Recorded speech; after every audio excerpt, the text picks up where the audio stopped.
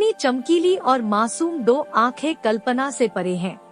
उसकी नीली आंखों को देखकर ऐसा लग रहा था जैसे जिजेला पर्ल ऑशविट्ज शिविर में कैदी है। उन्होंने कहा कि उन्होंने महिला डॉक्टर की इतनी आकर्षक सुंदरता शायद ही कभी देखी हो। खूबसूरत नाजी कैंप गार्ड इर्मा ग्रीस, चाहे उसकी आंखें कितनी भी मासूम थी, पर अनगिनत यहूदी कैदियों पर अकथनीय अत्याचार का आरोप लगाया गया था। द्वितीय विश्व युद्ध के बाद इर्मा को युद्ध अपराधी के रूप में दोषी ठहराया गया था। उन्हें ऑशविट्ज और बर्गेन-बेल्सन या कैंप बेल्सन में कैदियों पर अत्याचार करने और उनकी हत्या करने का दोषी ठहराया गया था। उस मामले में उन्हें 22 साल की उम्र में ब्रिटिश सरकार ने फांसी दे दी थी।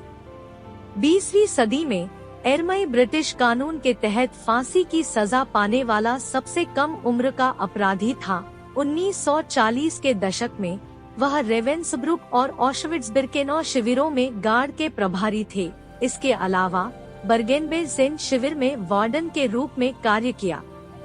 नाजी शिविरों में कैदियों ने आरोप लगाया कि इर्मा ने कई महिला कैदियों के साथ बलात्कार किया, साथ ही अमानवीय क्रूरता बरती गई।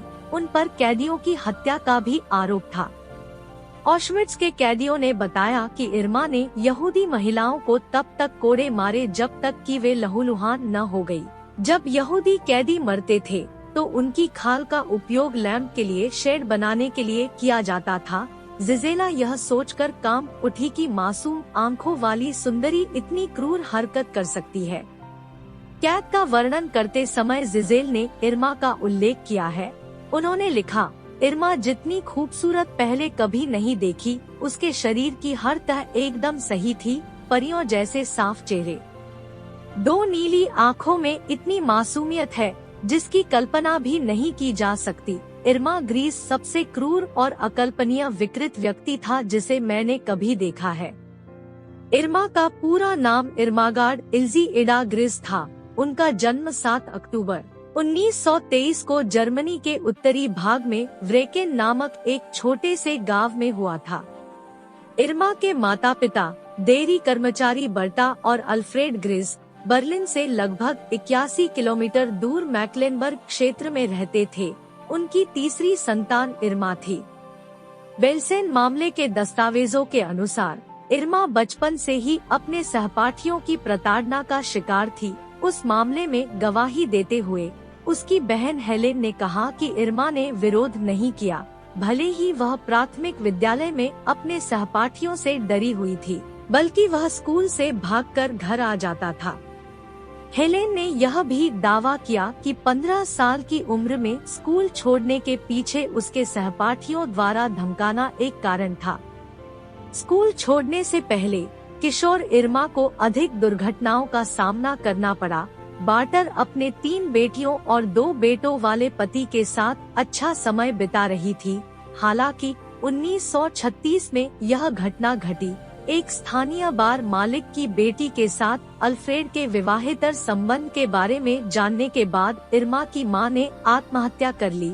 इर्मा उस वक्त सिर्फ 13 साल की थी। अपनी मां की मृत्यु के कुछ साल बाद इर्मा ने 6 महीने तक एक कंपनी में काम किया। वहां से उन्होंने एक दुकान में काम किया और बाद में नाजी जर्मनी में अर्धसैनिक बलों द्वारा संचालित एक अस्पताल में काम किया। उन्होंने कुछ वर्षों तक उस अस्पताल में काम किया। बचपन में कई किशोरों की तरह इर्मा नाजी तानाशाह अल्फ्रेड हिटलर की प्रशंसक थी। दोनों बहनों की तरह वह भी नाजी पार्टी के युवा संगठन लीग ऑफ जर्मन गर्ल्स में शामिल होना चाहती थी, लेकिन पिता की नजर में ऐसा नहीं हुआ।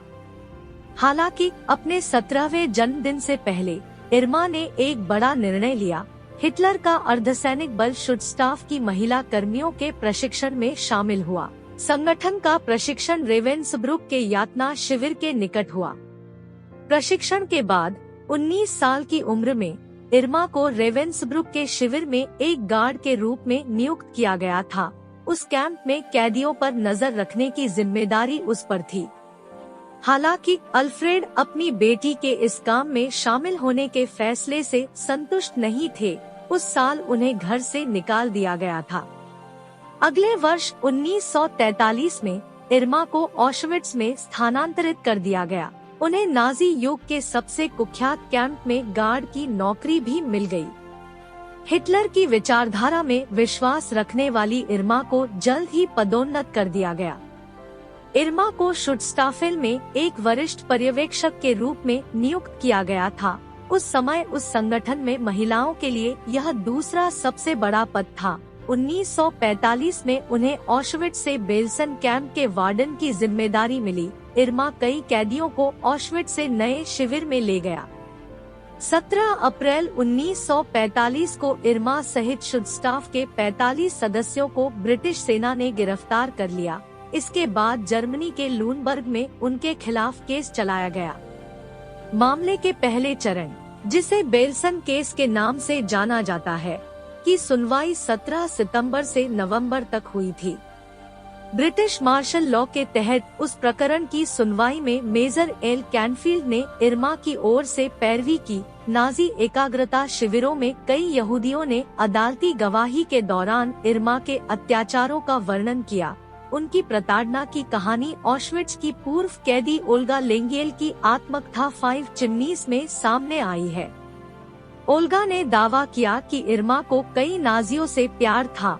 उनका डॉक्टर जोसेफ मेलगेल के साथ भी रिश्ता था, जिन्हें ऑशविट्ज के गैस चैम्बरों में कैदियों को भेजने या उन पर क्रूर प्रयोग करने के लिए मौत का फरिश्ता कहा जाता था।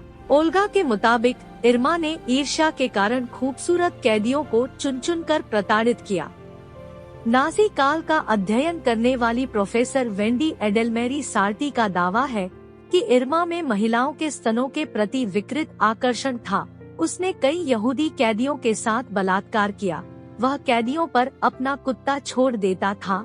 कैदियों को लगातार कोड़े मारना या जूतों से मारना भी उनका दैनिक शौक था। यहूदी वर्चुअल लाइब्रेरी नाम की वेबसाइट के मुताबिक जब कैदी यातना के बाद मर जाते थे तो वह उनकी खाल उतार देते थे।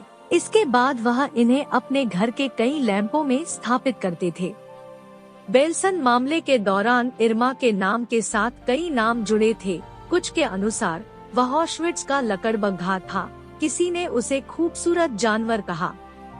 उन्हें नाजी युग की सबसे कुख्यात महिला युद्ध अपराधी का खिताब भी मिला। 9 सप्ताह की सुनवाई के दौरान इर्मा ने बार बार खुद को निर्दोष बताया। हालांकि अदालत ने ऑशविट्ज और बेल्सेन के 8 पुरुष कर्मचारियों को दोषी पाया, जिनमें इर्मा और उनके 2 सहकर्मी जोआना बोरमन, एलिजाबेथ फोल्कनराथ शामिल थे। वेंडी के अनुसार इर्मा ने 13 दिसंबर 1945 को फांसी दिए जाने से एक रात पहले से लेकर सुबह होने तक जोआना के साथ नाजी गाने गाए। अगर जानकारी अच्छी लगी तो चैनल को लाइक एंड सब्सक्राइब करें। धन्यवाद। If you like this information, please do like and subscribe this channel. Thank you.